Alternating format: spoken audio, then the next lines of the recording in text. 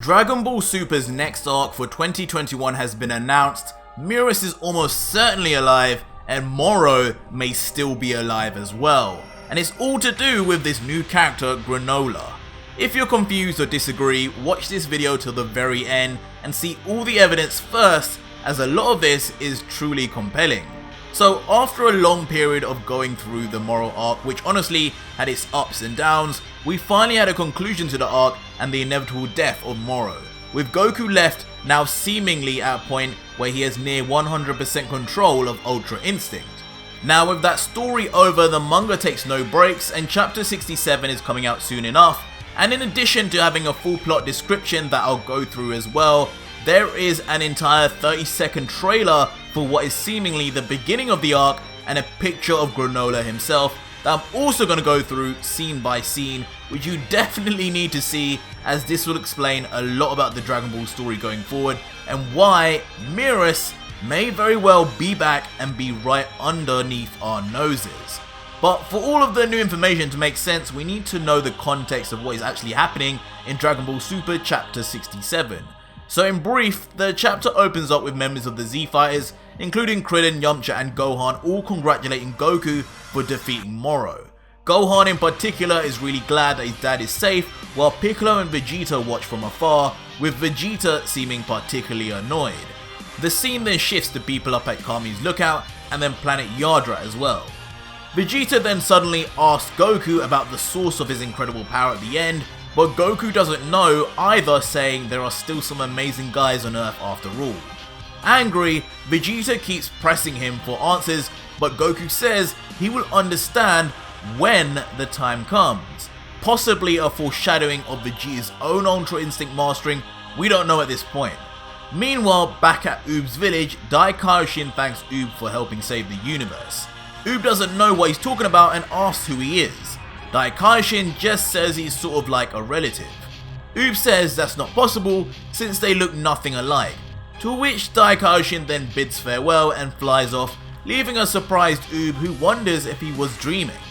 Dai Kaioshin reverts back into Boo, and Mr. Satan, aka Hercule, is happy that he's safe. Boo doesn't know what he's talking about, however, since it seems he has no memories of ever being the Dai Kaioshin. Mr. Satan then offers up a big feast at his home in celebration and invites everyone to come. The scene moves to Satan's palace, with everyone eating and celebrating. Later, Goku teleports to New Namek to return Eska, and they use their Dragon Balls to revive everyone that was destroyed by Moro. Even the people of planet Zun are brought back to life. It seems everything is back to normal, except, mysteriously, Merus has not been brought back. Now bring on the new trailer for this Granola Survivor arc, and it starts off showing the battle's over, Krillin and Yamcha hugging Goku, Gohan and the others pleased, and that scene of Vegeta and Piccolo looking on. Then the scene of celebrations at Kami's lookout, showing us that all of this is indeed in chapter 67, but then it moves into a crater which I'm assuming was created by Moro doing his planet mode, and we then see one of his former henchmen, who has now been captured by Jacko, start talking and ask Jacko, have you confirmed if he's destroyed? You haven't confirmed it, right? With a smile appearing on his face. Now, honestly, given the events of the last chapter, you'd assume he's talking about Moro.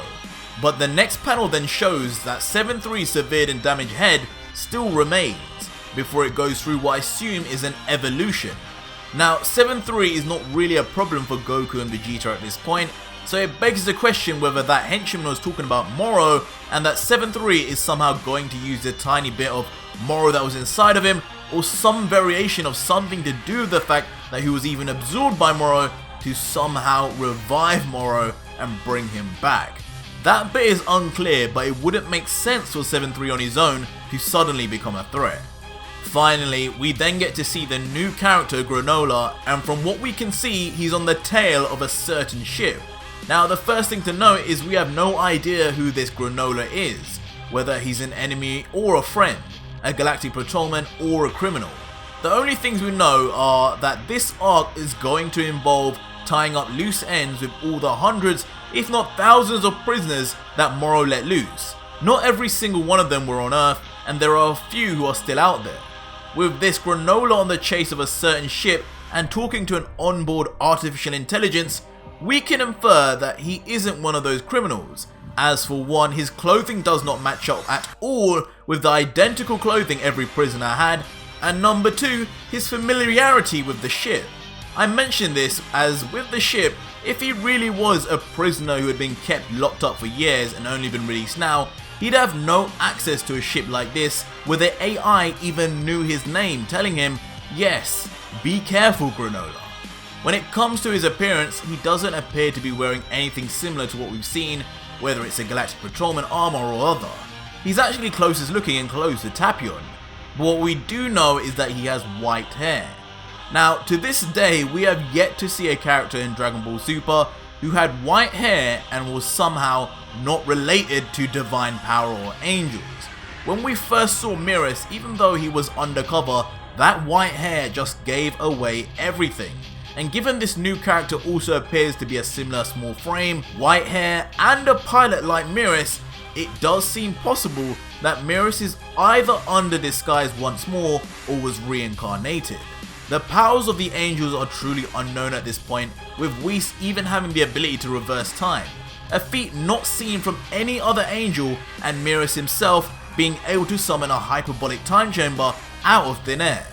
The facts are that Merus being able to disguise himself as anything isn't impossible to see happening, and him being the only one not being revived also matches up together if in fact Granola is Merus.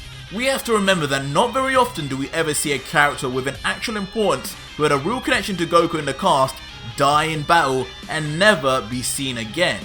If you think about it hard, Merus' goal when training Goku the entire time was to teach him to control his emotions when experiencing something incredibly intense, and that would be the key to mastering UI. He said this, then was seemingly erased in the most heroic fashion, ultimately making Goku do just that, not getting angry or powering up, but instead closing his eyes and unlocking Ultra Instinct. Even when Merus died, the amount of words said about his death probably take up 10 seconds of dialogue. His disappearance was fast, sudden, and barely reflected on, and that in itself tells us that we have not seen the last of Merus, and in my opinion, Granola could be revealed to be actually Merus. As for 7-3, I do think the fact Moro absorbed him and also allowed him to copy his powers will have some relevance here. Moro died pretty instantly and of his own accord. There was no obliteration to particles, and with his abilities being so widespread to the point that he can absorb and assimilate with anything, even the Earth itself, it's hard to know just what he can or can't do with 7-3 still being alive. The very fact 7-3 is still even alive as just a head with no body is also a big question, and the smile of the henchman who we presume is asking if Jacko can even confirm Moro is dead are all big red flags. I may cover more evidence and ideas into this in a future video, but if you made it this far, I'd like you to put a hashtag Merus or hashtag Moro down below and let me know your thoughts on the new arc and your thoughts on my predictions and analysis, whether you agree or disagree. Lastly, do make sure you leave a like or dislike on the video, and apparently there is some kind of bug on YouTube currently, so subscribers are not being notified. So if that is you, please unsubscribe and then subscribe and hit the notification bell to fix things for you if you didn't get a notification for the videos on the right. But until next video guys, cheers.